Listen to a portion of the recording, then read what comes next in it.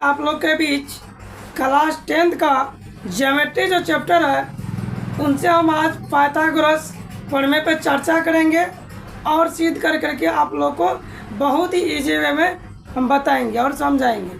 आपसे पहले पूछेगा पाइथागोरस प्रमेय को लिखे तथा सत्यापित करें।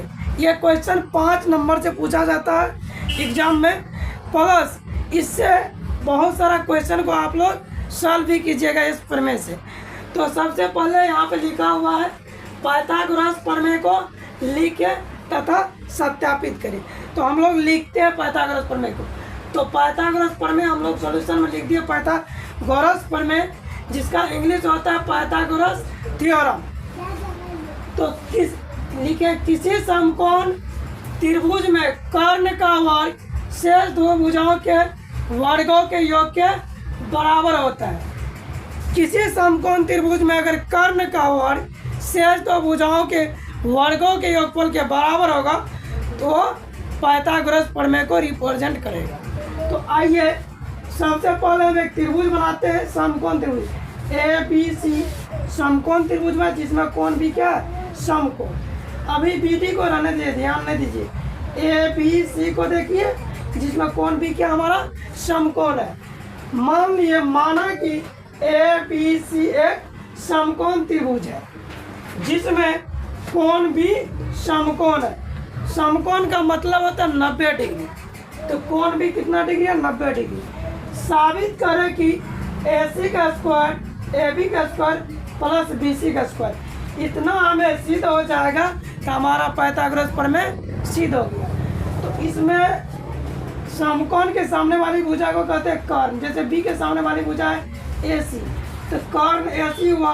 तो ए सी का वर्ग ए बी और बी सी के वर्ग के योग के बराबर होना चाहिए। वही है ए सी का स्क्वायर बराबर ए बी का स्क्वायर प्लस बी सी का स्क्वायर। इसमें हम लोग रचना कर दिए। रचना में बी डी लंब ए सी खींचा। ये जो बी डी है ना, लंब है ए सी की। लंब का मतलब होता है अगर किसी रेखा पर अगर लंब है, ये दोनों कोण कितना डिग्री का होगा, 90 डिग्री का, 90 डिग्री का कोण बनाएगा। तो सबसे पहले हम लोग दो त्रिभुज में चले। यहाँ पे लिखा हुआ है ए बी डी तथा त्रिभुज ए बी सी में।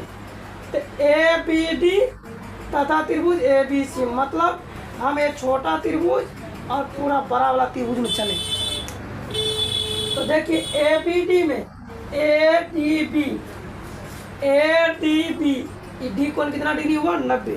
तो ए डी बी बराबर कोण बी वाला कोण कितना, 90। तो छोटा त्रिभुज में डी और बड़का त्रिभुज में बी, दोनों का मान कितना डिग्री है, 90 डिग्री, इसलिए बराबर होगा। और कोण ए बराबर कोण ए, यानी आप देखिए ए बी डी में ए आ रहा है, ए बी सी में भी ए आ रहा है, दोनों में सेम कोण है तो उसको कहते हैं कॉमन, उभयनिष्ठ हिंदी में कहते हैं। इसलिए दोनों में ए है, इसलिए उभयनिष्ठ हुआ।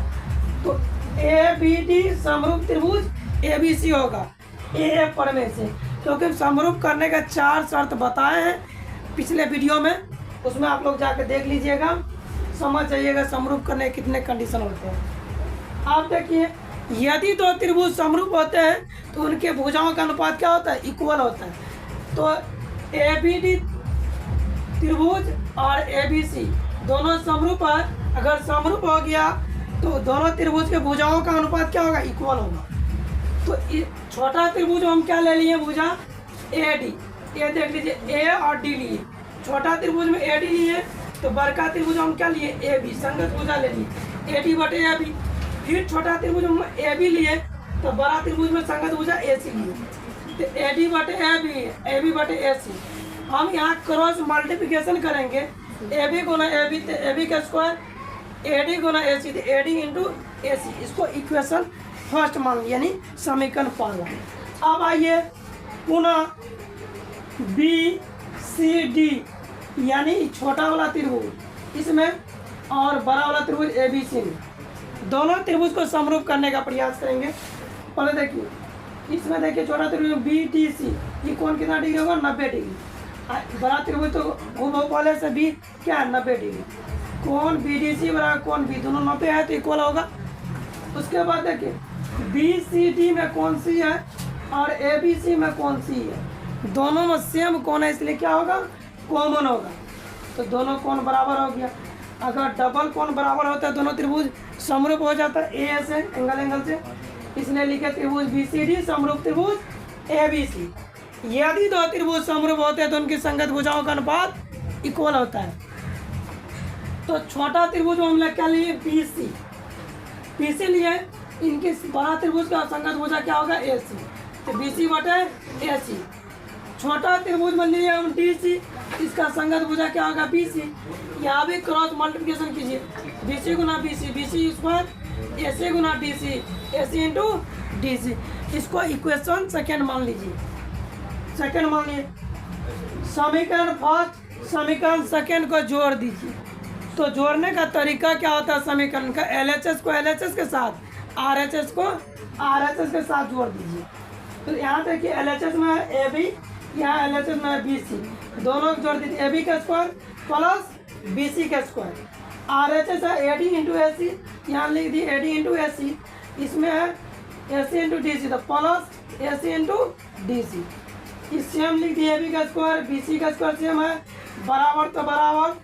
यहाँ तक कि AC और AC है, कॉमन ले लिए, यहाँ बच गया AD, यहाँ बच गया DC। फिर सेम लिखिए AB का स्क्वायर, यहाँ BC है तो BC का square equal AC AD plus DC क्या हो जाएगा, AC। कहिएगा कैसे हुआ, तो थोड़ा आप इनको देखिए, इस त्रिभुज को देखिए, AD है और यहाँ पे DC है, तो दोनों को जोड़िएगा तो क्या लिखिएगा, AC। इसलिए AD प्लस DC क्या होगा, AC। यहाँ हम कोष्ठ में भी लिख दिए, AC बराबर क्या होगा, AD प्लस DC। यहाँ सेम है AB का स्क्वायर BC का स्क्वायर तो BC का स्क्वायर, यहाँ AC गुना AC का स्क्वायर।